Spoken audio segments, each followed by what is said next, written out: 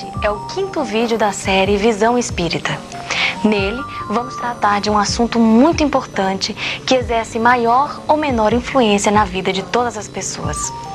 Estamos falando da mediunidade e das comunicações dos espíritos, que são realidades incontestes e estão presentes na história de todos os povos.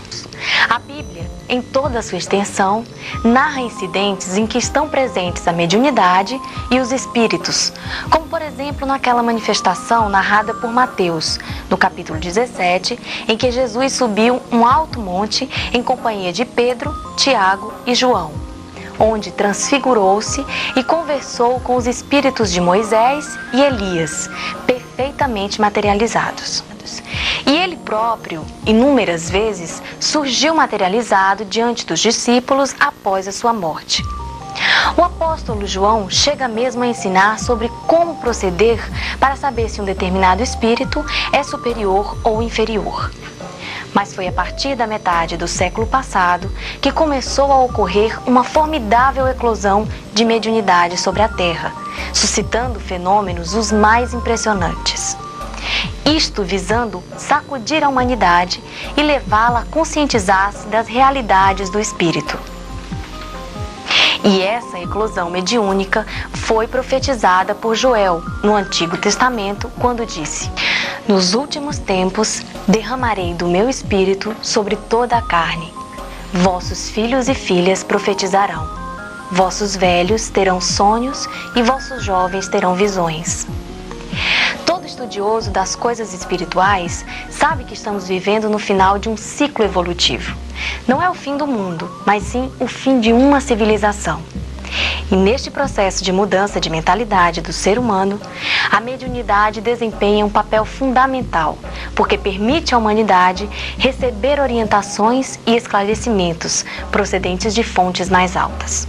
É verdade que a mediunidade também é usada para o mal, para a inversão de valores, etc. É como tudo na vida, que pode ser usado para o bem e para o mal. Isso ocorre para que o ser humano possa ter todas as opções de escolher livremente os seus caminhos. E lembramos que para essa escolha de caminhos, Deus nos deu o bom senso, a razão e uma luz interior chamada consciência.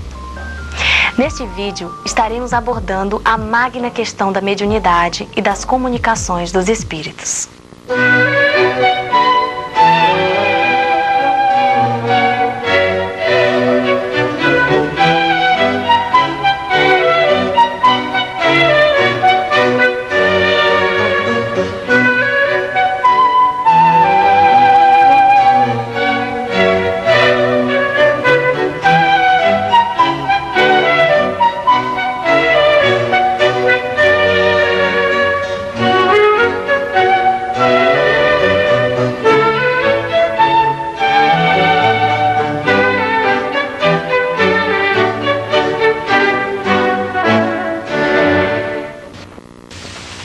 Algumas perguntas que andam na cabeça de muita gente dizem respeito à mediunidade.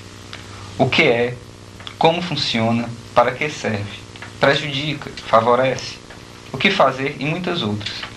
A mediunidade, inclusive, incomoda muita gente, sendo mesmo veículo de muitas perturbações. Vamos começar pela primeira pergunta. O que é? A mediunidade é uma faculdade que possibilita a comunicação entre a nossa dimensão material e a dimensão espiritual. E o médium é o veículo ou o meio através do qual os espíritos podem comunicar-se conosco. Essa palavra médium traz certa aura de mistério para muitas pessoas. Afinal, os médiuns são diferentes das outras pessoas? Diferentes, talvez não. Mas é preciso ver que o seu psiquismo sofre mais fortemente influências do mundo espiritual, dependendo também do tipo e do grau de sua mediunidade. Há médiuns de efeitos físicos que fornecem ectoplasma para fenômenos como o poltergeist, a materialização de espíritos e objetos, a escrita direta e outros. O que é ectoplasma?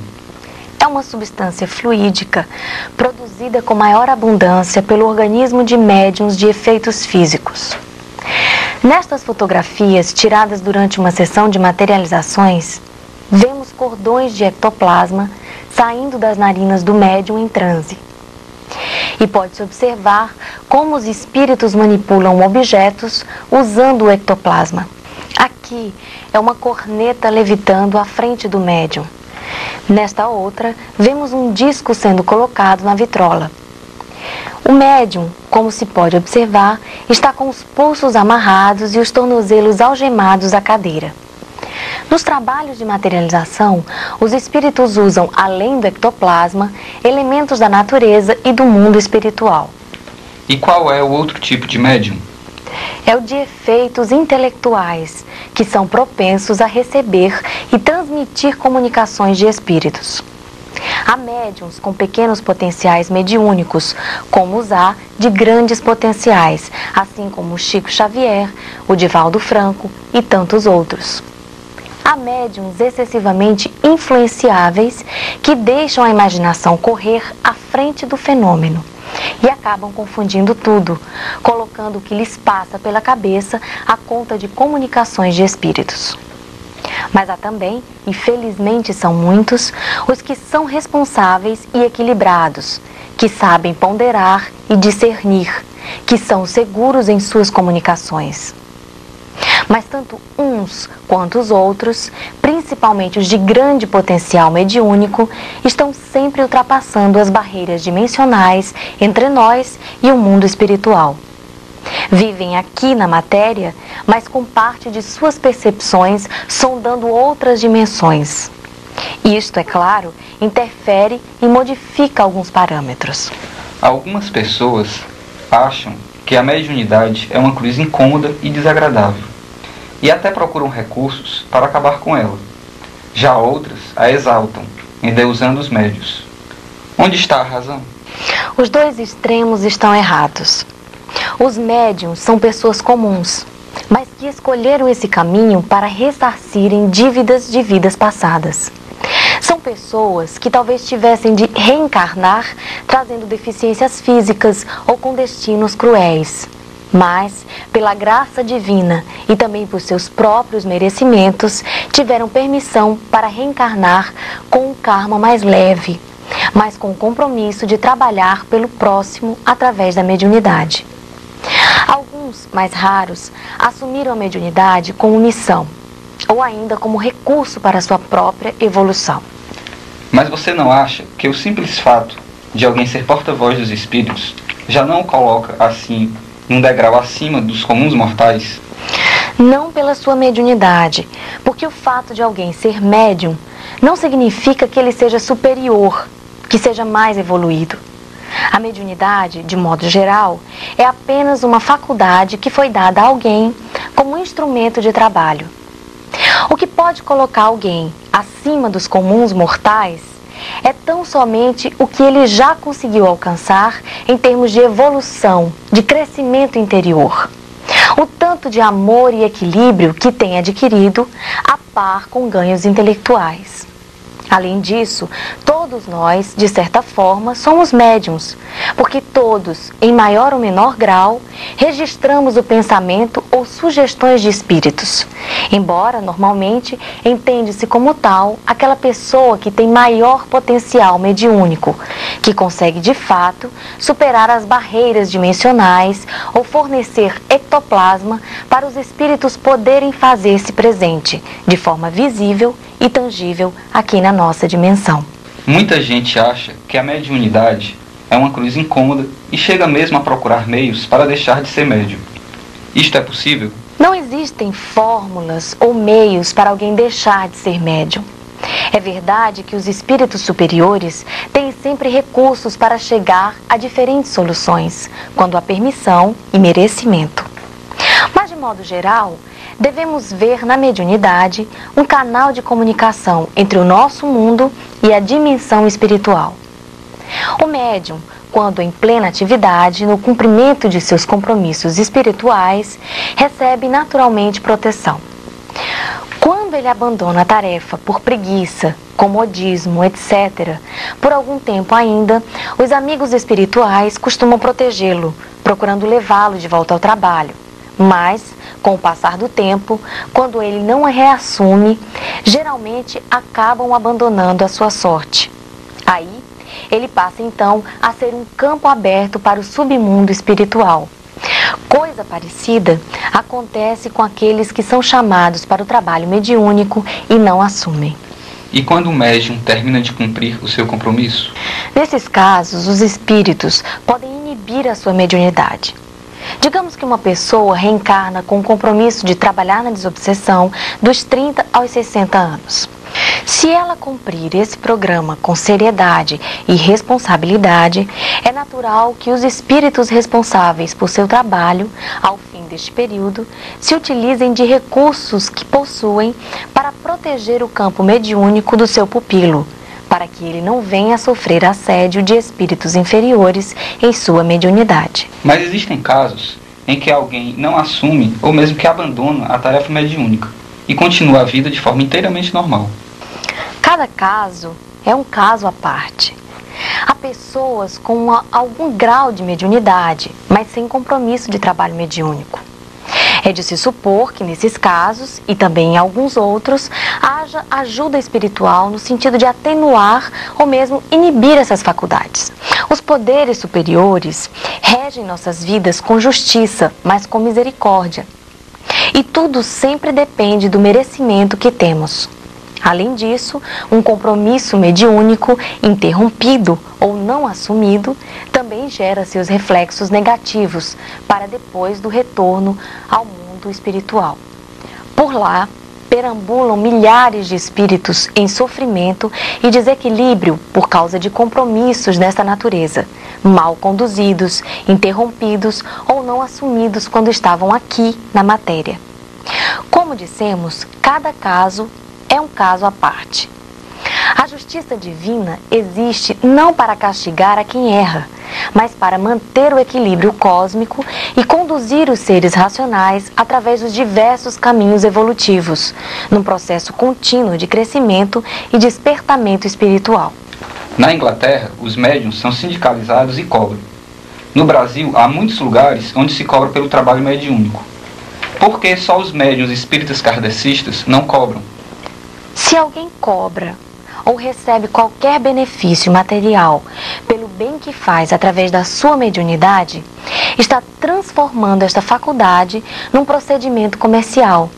Está usufruindo lucro sobre um dom que lhe foi dado como instrumento para a sua redenção espiritual. Por outro lado, temos de ver que o intercâmbio mediúnico flui entre os canais da alma. E para ser confiável, precisa encontrar nesses canais, nos espaços interiores do ser, nobreza de espírito, integridade e pureza de propósitos. Você confiaria num médium que cobra? Acho que não. Já vemos que o espiritismo anda muito certo ao condenar cobrança nos trabalhos mediúnicos, ou quaisquer outros realizados em nome da fé. E como é que alguém pode saber que é médium? Há muitos indícios, como por exemplo, ver e ouvir espíritos, sentir a sua aproximação, sensações estranhas, arrepiamentos, sair do corpo, ter premonições, uma infinidade de outras coisas. Podem ocorrer também impulsos na mão, como se ela estivesse querendo escrever sozinha, ou então vontade de pintar, sentindo si mesmo como se estivesse pintando. Geralmente, quando se aproxima a época programada para o início da tarefa, o médium passa a receber chamamentos. São coisas estranhas que lhe acontecem, pessoas que vêm falar sobre o assunto, perturbações psíquicas e até mesmo problemas materiais ou de saúde, que acabam levando-o a um centro espírita na busca de ajuda. E ali, ele acaba entendendo que é um médium com uma tarefa a realizar. O resto só depende dele. E ele não pode realizar sua tarefa em casa ou em outro local qualquer? Precisa ser no centro espírita? Há médiuns que se comprometeram a trabalhar na Umbanda, outros nos centros espíritas e outros ainda sozinhos. Se recomendamos a educação mediúnica no centro espírita, é porque os centros bem orientados mantêm cursos sobre mediunidade, sobre os mecanismos da vida, que são tão bem explicados e aprofundados no estudo da doutrina espírita. E quanto às pessoas que recebem influência de espíritos e até mesmo se incorporam em casa ou na rua, mas não procuram um centro espírita por medo ou porque a família é de outra religião? A tendência nesses casos é a piora da situação, quando os espíritos vão conseguindo cada vez mais acesso à sua mediunidade. Muitos deles terminam numa instituição para doentes mentais. Pois eu sei de casos assim, em que essas pessoas se curaram com tratamento médico. Certos medicamentos, certas drogas, têm o poder de bloquear as faculdades mediúnicas. E muitas vezes, quando se trata de obsessão, os bons espíritos aproveitam a oportunidade para convencer o ou os espíritos obsessores a se afastarem. Mas, na maioria dos casos, o problema volta. Durante o desenvolvimento mediúnico, esse que os centros espíritas proporcionam aos médiuns, o que eles estudam? Por que isto é tão importante? Eles estudam sobre a mediunidade, a dimensão espiritual, as leis que regem a vida e a evolução. Esses conhecimentos são fundamentais para o exercício da mediunidade de forma equilibrada e criteriosa. Sem esse estudo, sem esse conhecimento, o médium se arrisca a ser enganado pelos espíritos levianos e mesmo por inimigos que possam ter no mundo espiritual.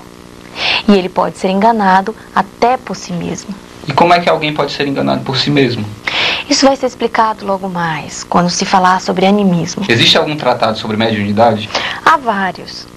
Mas o mais completo é, sem dúvida, o Livro dos Médiuns, de Allan Kardec. Mas essa obra é muito antiga. Ela foi escrita há mais de 130 anos, mas continua atualizada. Neste livro, Allan Kardec aprofunda a questão da mediunidade, abordando todos os seus ângulos e facetas, que são muito numerosos. Ele faz perguntas aos espíritos e analisa suas respostas. Tudo numa linguagem direta e objetiva. O Livro dos Médiuns não é para se ler e guardar. É um livro para ser estudado permanentemente pelos médiuns. Mas há também muitos outros livros tratando desse assunto. E quantos tipos de mediunidade existem?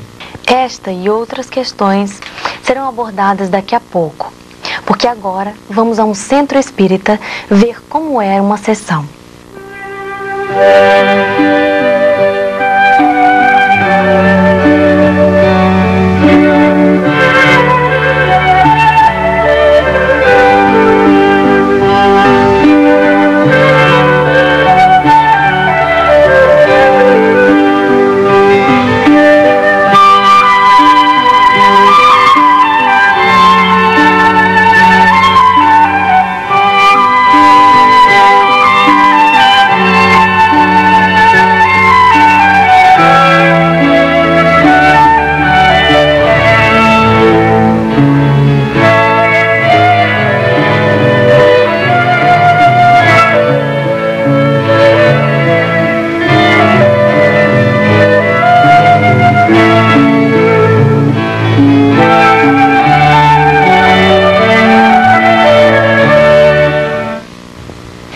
Existem centros espíritas de todos os tipos e tamanhos, mas de modo geral são lugares simples, onde qualquer pessoa pode sentir-se à vontade. Um auditório onde são realizadas reuniões públicas, livraria, uma salinha reservada onde são ministrados os passes. Por que nos centros espíritas não se usam imagens, altar, paramentos, etc.? É porque a característica primordial do Espiritismo é libertar o ser humano de quaisquer condicionamentos. Em vez de imagens, procuramos entrar em sintonia mental com espíritos superiores. Em vez do altar convencional, preferimos dar-lhe uma conotação de serviço a favor do próximo necessitado. E quanto aos paramentos, não se justificam, porque não temos sacerdotes nem hierarquias sacerdotais. E, como o Espiritismo procura espelhar-se no Cristo e em seus ensinamentos, lembramos que ele jamais usou ou recomendou tais artifícios. Quanto às reuniões, elas não têm aquele cunho ritualístico que, por meios mágicos ou místicos, poderia favorecer melhores condições para o frequentador após sua morte. Nós sabemos que não é bater ponto em atividades religiosas que conta, mas sim a vivência do modelo ensinado pelo Cristo. As reuniões espíritas são voltadas para o estudo dos mecanismos da vida e giram em torno dos ensinamentos de Jesus. A finalidade delas é essencialmente o de ajudar a pessoa em seu crescimento interior. Mas muita gente procura o espiritismo para curar ou aliviar suas doenças ou perturbações e até mesmo para resolver problemas. Nos centros espíritas, assim como também em outros ninhos da fé, os espíritos do bem trabalham para ajudar aos que para ali acorrem, e sempre na medida do karma de cada um, assim como de seus merecimentos e de sua fé, eles são ajudados. E quanto às sessões mediúnicas? Geralmente, elas são privativas, sem acesso ao público. Por quê? Porque a sua finalidade primordial é a de ajudar espíritos sofredores e obsessores. São situações muitas vezes dramáticas, em que esses espíritos mostram as suas mazelas, as suas dores mais íntimas. Não seria ético tratar desses casos diante de um público, geralmente leviano e à cata de emoções. Mas vamos ver agora como acontece uma sessão mediúnica.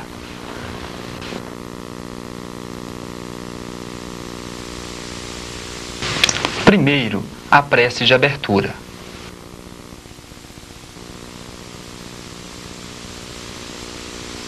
Em seguida, a leitura do Evangelho para harmonizar e elevar o teor vibratório do grupo. Nesta sessão, a luz permaneceu acesa para que a nossa equipe pudesse fazer a gravação. Mas, geralmente, apaga-se a luz principal, ficando a sala em penumbra. Isto facilita a concentração do grupo e também a elaboração de elementos que os espíritos manipulam para as suas diversas atividades. Eu não gosto daqui, eu não gosto desse lugar, esse lugar é chato, eu não gosto dessa música velha parada, eu gosto é de agitação, eu gosto é de estar dançando o tempo todo, bebendo. Muitos espíritos não sabem que já morreram, ou então negam-se a aceitar essa ideia. Vejamos alguns trechos dessa comunicação. Seja bem-vindo, meu irmão. Seja bem-vindo em nome de Deus, que é o nosso Pai, que é a fonte da nossa vida, né? Para você ganhar a sua vida, para você se manter, você tem alguma atividade profissional? Tenho. O que é que você faz, Xuxa? Eu trabalho de pedreiro. Você não acha que está acontecendo muita coisa estranha na tua vida e você não está percebendo? Em momento algum, por mais só que nós achamos que estamos, em momento algum, Deus, que é o nosso Pai, que deu a vida a todos nós e que nos sustenta com o seu fluido, com a sua energia, Ele jamais, Jorge, jamais Ele desampara. Espíritos como esse são denominados de sofredores. São criaturas comuns, mal orientadas por suas religiões e que não encontram depois da morte o céu, nem o inferno. Outros nem religião possuem e muitos ainda padecem em seus corpos espirituais o reflexo das doenças que tiveram na terra. Muitos espíritos sofrem terrivelmente dores, sufocação, mal-estar e angústias de toda natureza, e nos trabalhos mediúnicos eles recebem alívio e podem ser encaminhados para os destinos a que têm direito no mundo espiritual. Seja bem-vindo, meu irmão. Em nome de Deus, em nome de Jesus. Como é que você ousa falar em Deus, seu bruto? Preste atenção. Seu ignorante. Que o médium possa ter a disciplina necessária Ele me fez para muito conter. mal. Esse aí já não é um mero sofredor. Nota-se que ele odeia alguém que está presente à mesa. É o que chamamos de obsessor. O O doutrinador conversa com ele, procurando levá-lo a uma regressão de memória para outra encarnação anterior. Eu não fiz isso, não. O que é que você está vendo? Ele era muito meu amigo. Muito. Ele tinha uma irmã linda. A irmã dele ia casar com outro rapaz. E eu a amava muito. Então um dia eu cheguei à força e a desonrei pra ela ser minha. Pelo que entendi, numa vida anterior, ele havia desonrado ou estuprado a irmã de um amigo, que ia casar-se com outro. Tudo bem, ele apenas pagou o que havia feito, mas e a filha dele que foi estuprada? E a outra que ele estuprou? São vítimas inocentes nesse drama. Não. Claro que não são inocentes. Os mecanismos da lei maior sempre aproximam criaturas cujos karmas irão atrair os dramas que elas viverão em conjunto. Se você pudesse perdoá-lo, Olhar pra ele. que você pudesse perdoá-lo, que você pudesse, nesse momento, O doutrinador procura levá-lo a perdoar e todo o grupo vibra nesse sentido, gerando uma poderosa corrente de forças superiores que atuam no psiquismo do obsessor. E ele geralmente acaba perdoando e deixando de perseguir sua vítima. Eu notei que a médium, mesmo incorporada com o espírito de um homem, não falou com voz de homem, falou com a voz dela mesma. São características mediúnicas. Alguns médiums mudam muito a voz nas incorporações, mas não de forma absoluta. Outros não mudam, falam com sua própria voz. É interessante saber como o médium se sente durante a incorporação. Se ele fica inconsciente ou se lembra de tudo. A maioria dos médiuns é consciente. Nos trabalhos espíritas, o mais importante é a estrutura moral do médium, sua honestidade, seu equilíbrio, seu grau de evangelização. Já na Umbanda e em outras atividades mediúnicas, o que se valoriza mais é a sua inconsciência e a força mediúnica que possua. Nós vamos ver a seguir o que dizem alguns médiuns sobre a sua mediunidade. De que maneira você sente a aproximação de um espírito? Sinto o espírito se aproximar pela irradiação que ele emite no meu corpo. Quando é a entidade de caráter mais inferior, eu sinto aqueles calafrios, eu sinto um peso na cabeça, eu sinto uma certa dormência às vezes na perna, eu fico sentindo como se tivesse a presença de uma pessoa atrás de mim o tempo todo. Eu até sinto assim um campo mais escuro em torno aqui da sala, se for entidade de caráter inferior, né? E se for, no caso, a entidade que transmite bons pensamentos, boas energias, eu já me sinto bem leve em passar a comunicação, né? Eu sinto as minhas pálpebras começarem a sentir como se fosse pesada, sinto um formigamento atrás do meu pescoço e sinto assim meu corpo crescer e o chão se abrir como se eu fosse entrar de chão abaixo. Uma frequência forte e a tendência de uma taquicardia, uma certa vertigem se processa comigo. É isso que caracteriza a aproximação do espírito da entidade que quer se comunicar. Minhas mãos ficam dormentes e tremem e eu apago. Se for um espírito de boa índole, ele vem, você sente uma paz interior, você sente uma tranquilidade com a presença dele, com a aproximação dele. Enquanto que outros espíritos de hierarquia diferente, de um grau inferior, você sente uma inquietação muito forte, né? Uma decadência na vibração do próprio espírito. Antigamente eu apagava fora de centro espírita, porque eu relutava muito e com mediúnica, eu não gosto muito da mediunidade. Eu acho muita responsabilidade. eu apagava, mas eu estudei tanto que eu já estou controlando um pouco. Eu sinto quando vai acontecer alguma coisa, aí eu faço uma prece, faço uma oração e dou um jeito, aí eu consigo segurar. Muitas vezes o espírito procura entrar em contato com você, você mentalmente já direciona o pensamento a ele. Não, aqui não. Tem um centro. O centro é exatamente para esse tipo de comunicação, devido à proteção ambiental, é mais seguro para o médium. Eu sinto alguma coisa quando eu estou no ambiente, se os fluidos são bons ou não são tão bons. Eu vejo coisas, eu sinto o que vai acontecer, então isso aí atrapalha um pouco a minha vida normal. A minha vida eu levo comum, bastante normal, como de qualquer outra pessoa. Se bem que nós, médiums, temos uma sensibilidade mais apurada, então é necessário que tenhamos mais cuidado, né? Porque não podemos baixar o nível vibratório, não podemos entrar em atrito, não podemos frequentar todo tipo de ambiente para que não caia o padrão vibratório. Eu não conhecia ainda os livros espíritas, não tinha lido livros que falam das colônias espirituais. E eu tive um aviso que eu ia desencarnar. Eu sonhei com o meu corpo deitado, eu vi o meu corpo como se eu estivesse fora, que eu realmente estava fora.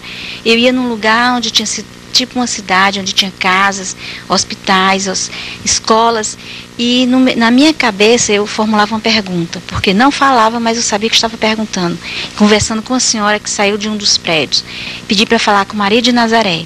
Não usava nesse termo na época, porque eu era católica, estava entrando na doutrina, não sabia que Maria, a gente chamava Maria de Nazaré. Chamava só Nossa Senhora na época.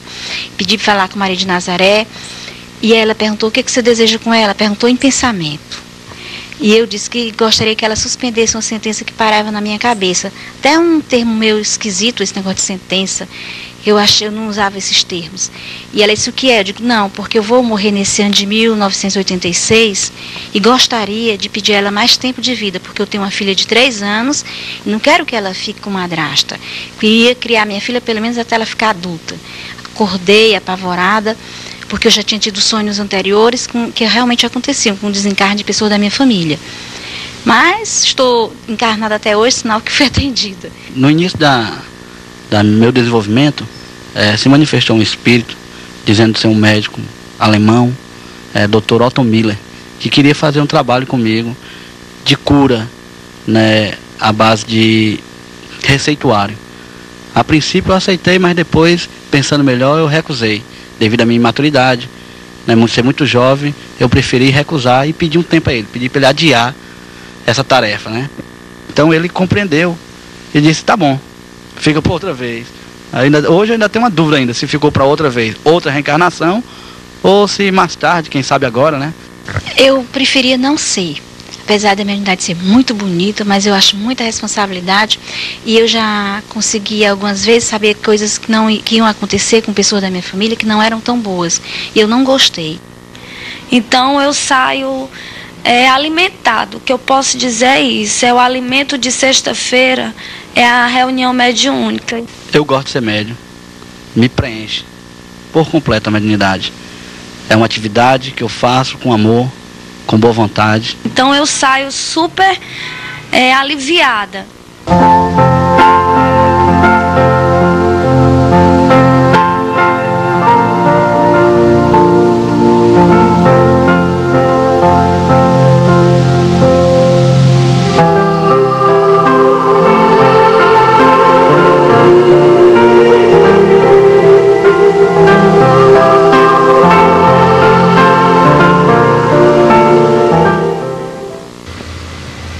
Os espíritos manifestam-se às pessoas ou se comunicam com os reencarnados das formas as mais variadas e pelas mais diferentes razões.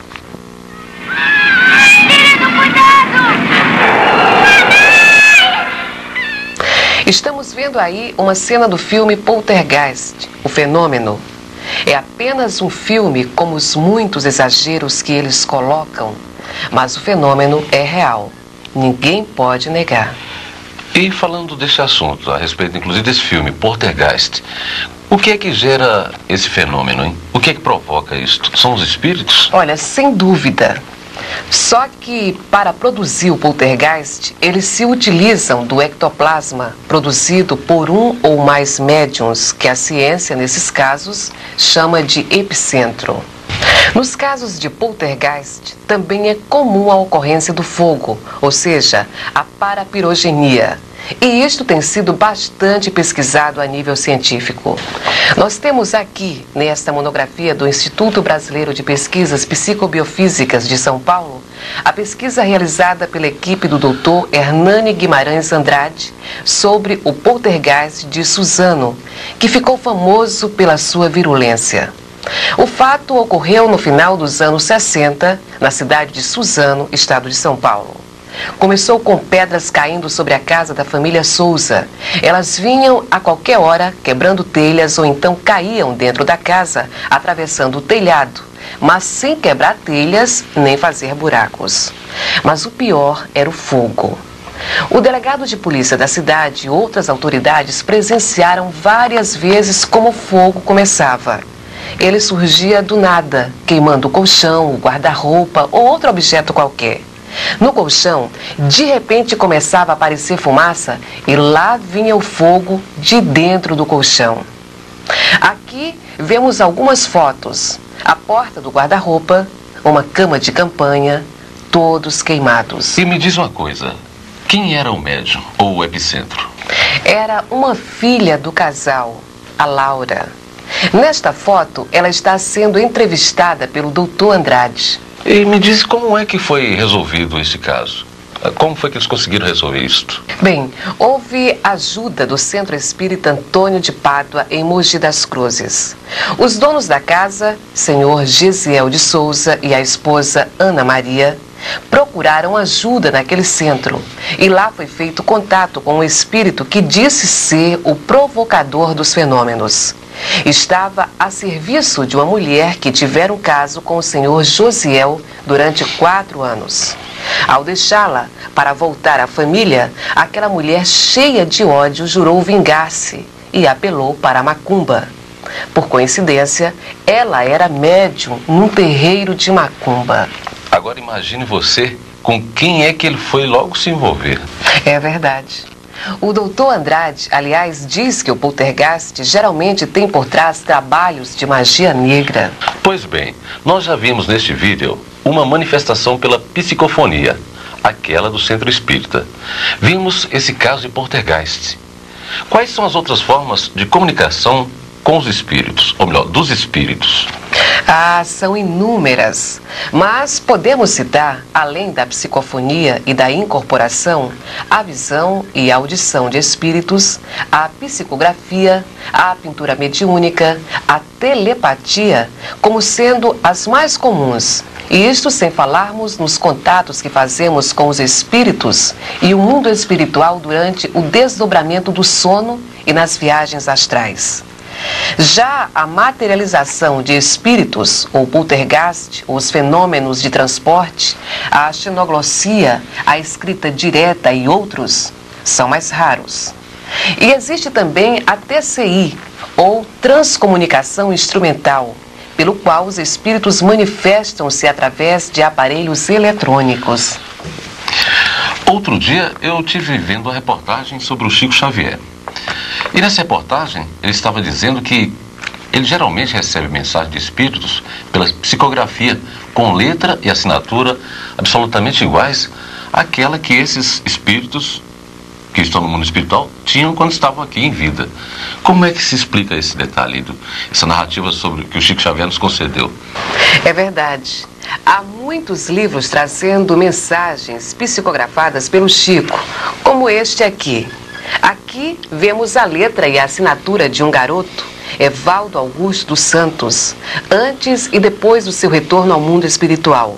Aqui temos a assinatura de Beatriz Janine Gonçalves na carteira de trabalho e embaixo na mensagem psicografada por Chico Xavier. Ela e o marido desencarnaram em acidente de automóvel e ambos mandaram mensagens para a família através do Chico. E aqui vemos o final da mensagem do garotinho Edivaldo Roel da Silva Júnior e sua assinatura. Edivaldo sofria de doença cardíaca e desencarnou aos 8 anos. Observe o nome Edivaldo, escrito em maiúsculas, e os rabisquinhos na parte de cima do E. Esse detalhe sacudiu a emoção de toda a família, porque era exatamente assim que ele escrevia seu nome quando pequeno. Ele o escrevia no chão, nas paredes, onde pudesse, e sempre enfeitando o E com aqueles rabisquinhos. Agora imagina você como deve ter sido emocionante para essa família essa comprovação de que aquele realmente era o filho que estava ali, incorporado no Chico Xavier. Sem dúvida, mas as psicografias do Chico também têm sido objeto de pesquisas por métodos científicos. Esse é o professor Carlos Perandreia, perito judicial com mais de 25 anos a serviço da Justiça. Ele está dando uma aula de grafotécnica na Universidade de Londrina. Então, para isso, dentro da grafoscopia, a gente tem um quadro aqui, um gráfico, por exemplo, e nesse gráfico eu poderia fazer os seguintes comentários. A gente examina o que se chama de aspecto geral da escrita. Aspecto geral da escrita.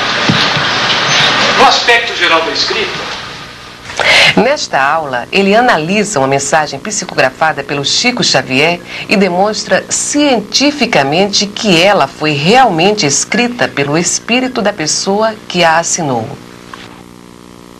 E o que eu achei também interessante foi que mesmo em psicografias intuitivas, a caligrafia toda era do Chico Xavier, e quando chegava na assinatura, tinha dentro do vocábulo 5 ou 6 letras, 1 ou 2 letras perfeitamente idênticas à da pessoa quando em vida, que para mim, como perito judiciário, ao fazer um laudo, já bastaram muitas vezes 2 letras para nós descobrirmos, inclusive, quem foram os autores das falsificações. Isso em processo forense.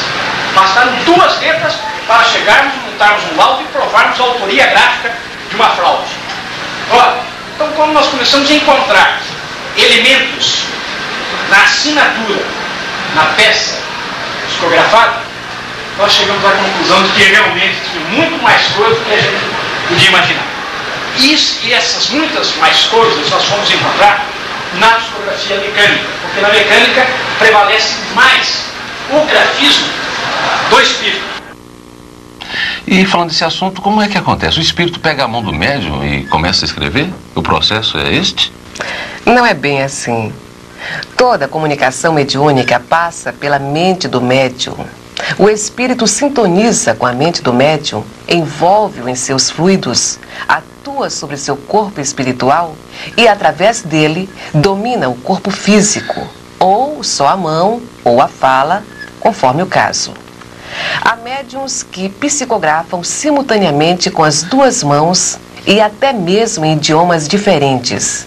É claro que as técnicas usadas pelos espíritos nós não podemos conhecer ou entender em profundidade, porque eles atuam numa dimensão da qual ainda pouco sabemos.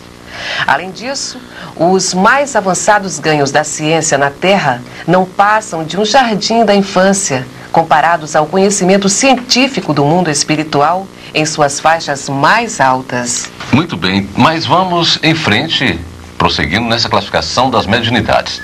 Existe também vidência, clarividência, e aproveitando falando do assunto, queria saber qual é a diferença entre vidência e clarividência. Bem, a vidência é ver espíritos, objetos ou ambientes do mundo espiritual. A clarividência é ver através da matéria. Por exemplo, ver o que ocorre com algum órgão dentro do corpo de alguém. Ver o que está ocorrendo em outro lugar, ou coisas que ocorreram no passado ou que vão acontecer no futuro. Geralmente, a vidência e a clarividência estão associadas à audiência e à clareaudiência, ou seja, ouvir além de ver. Isso então quer dizer que toda pessoa que vê um espírito, essa pessoa é um médium vidente. E quem ouve os espíritos é um médium audiente. É isso mesmo? Não exatamente. Porque nas materializações, qualquer pessoa pode vê-los e ouvi-los. Mas me diz uma coisa, e qual é a diferença, hein? Cita aí pra gente a diferença, as nuances aí, qual a diferença que existe? Na vidência, o médium rompe as barreiras dimensionais e vê o espírito em seu próprio habitat. Na materialização, o médium, de efeitos físicos, fornece ectoplasma com o qual o espírito se reveste para ser visto, sentido e ouvido por qualquer pessoa. E me diz uma coisa, como é que acontece uma sessão de materialização? As sessões de materializações são bastante raras.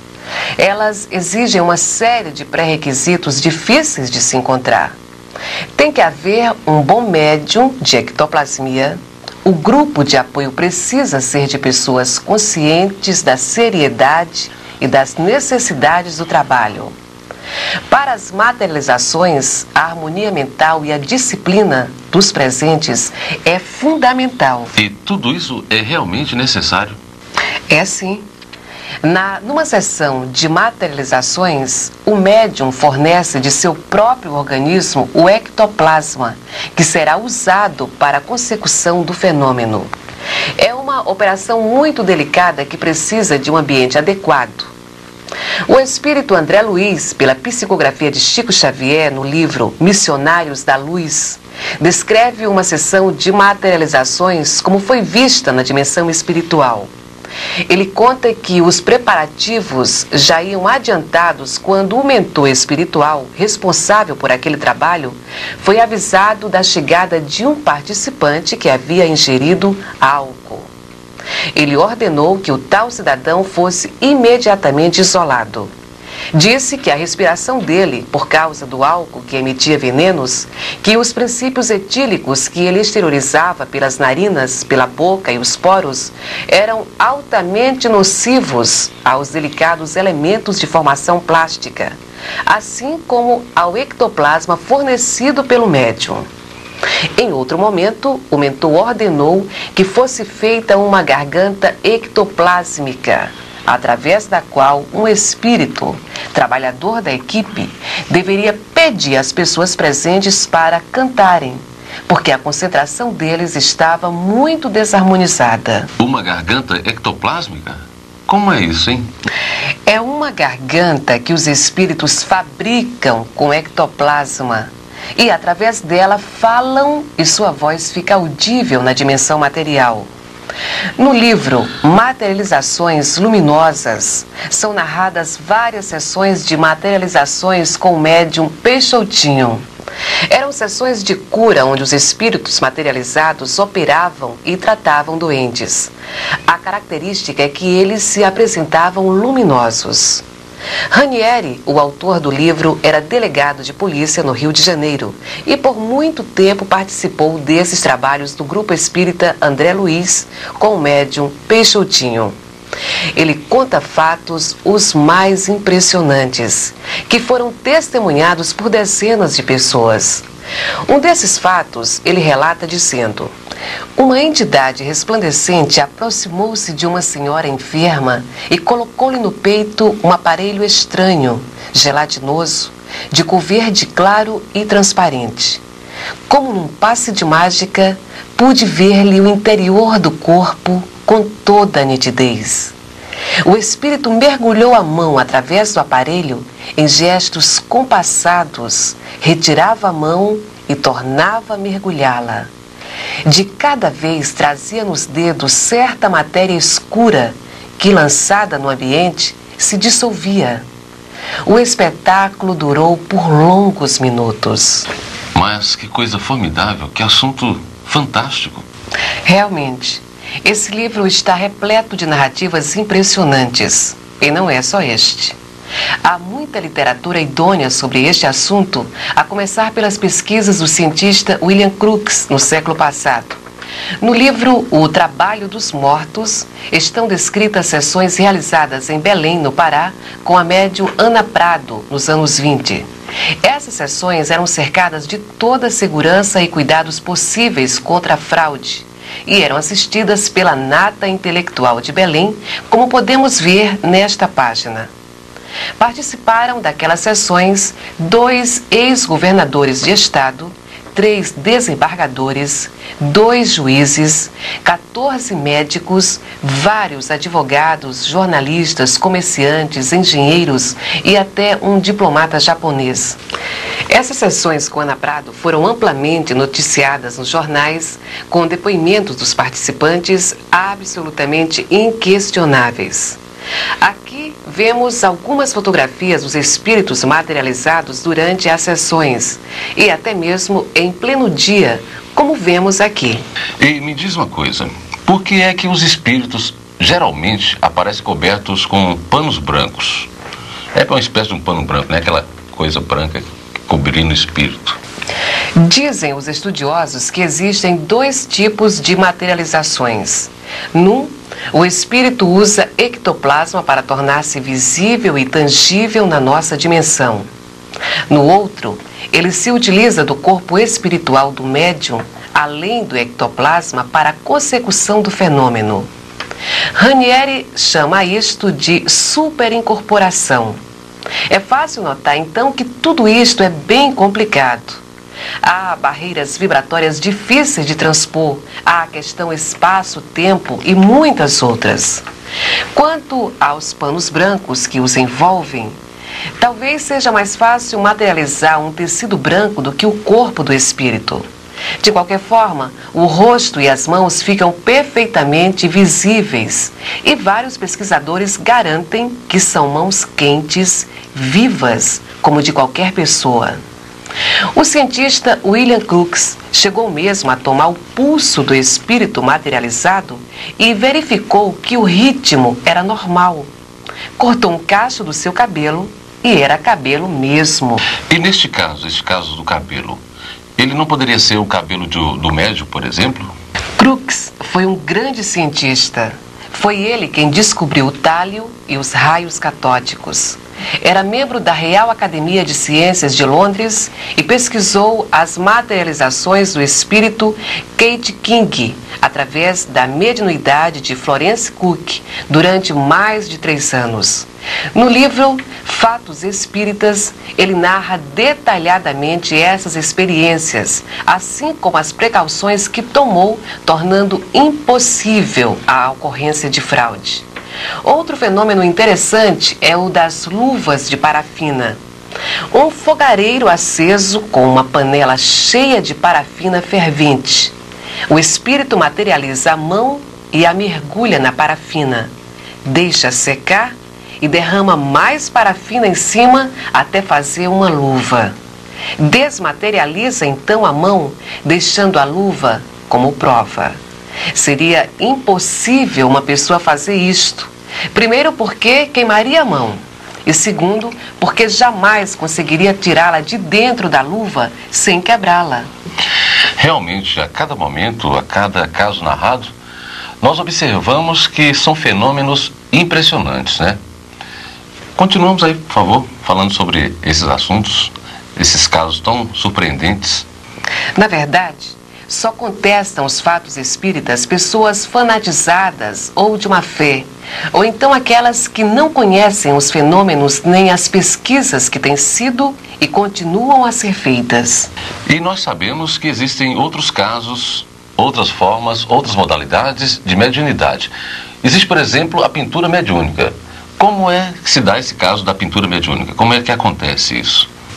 Aí são espíritos de pintores que se utilizam das faculdades mediúnicas de alguém para exercerem seus dons artísticos e, ao mesmo tempo, mostrarem ao ser humano que não morreram, que ninguém morre. E existe também um trabalho chamado arte-cura, onde as pinturas são associadas a tratamento de enfermos. Na verdade, a dimensão espiritual é um universo de condições quase desconhecidas de nós. Existem, inclusive, vários fenômenos, como nós podemos observar e ouvir nas narrativas até agora. Existe também o transporte pelos espíritos de objetos. Como é esse transporte? Como ele acontece? Quando os espíritos transportam os objetos, eles os desmaterializam, levam para onde desejam e os rematerializam.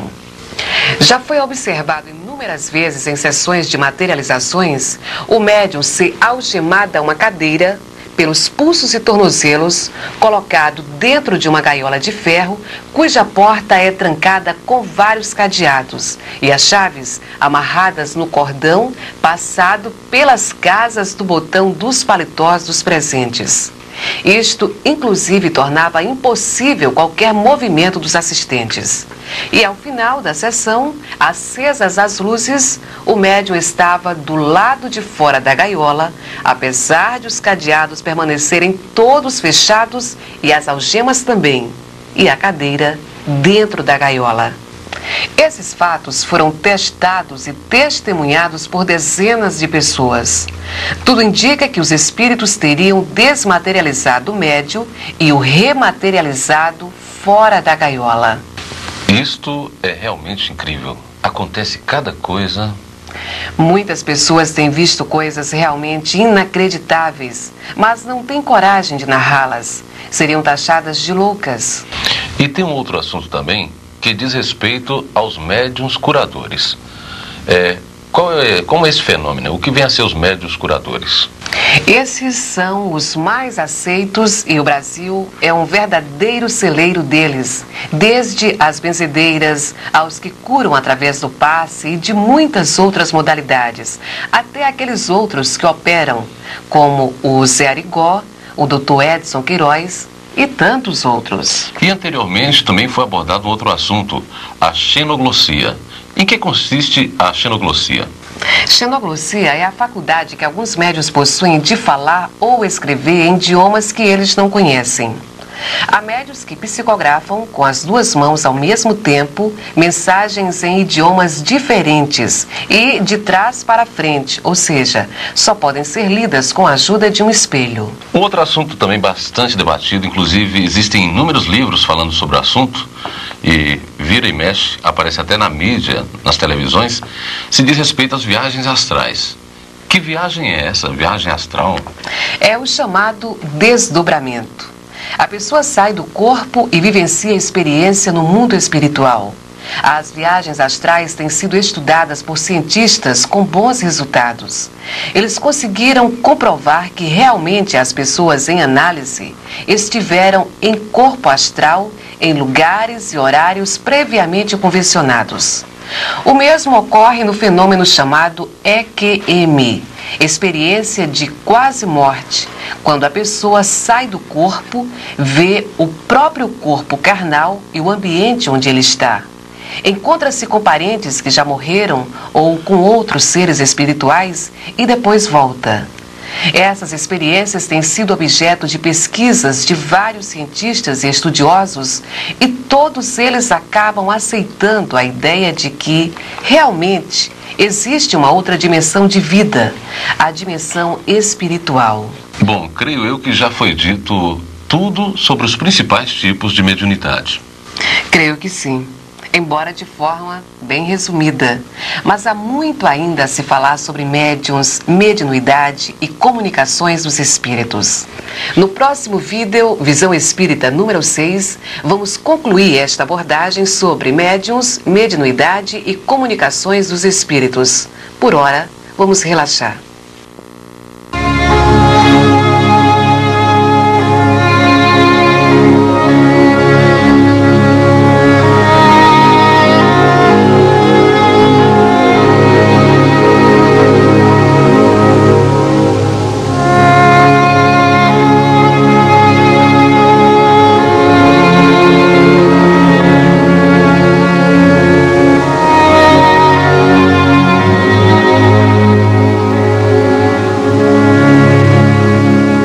Observe como a natureza nos passa uma vibração de leveza, de alegria pura. Mergulhe sua alma nessa alegria e relaxe.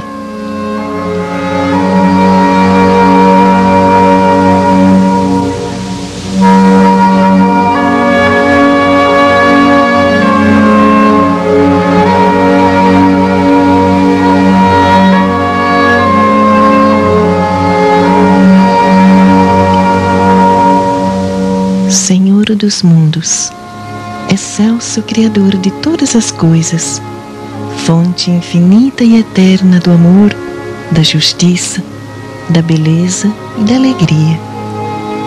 Abençoa com paz e harmonia, amor e alegria o nosso viver.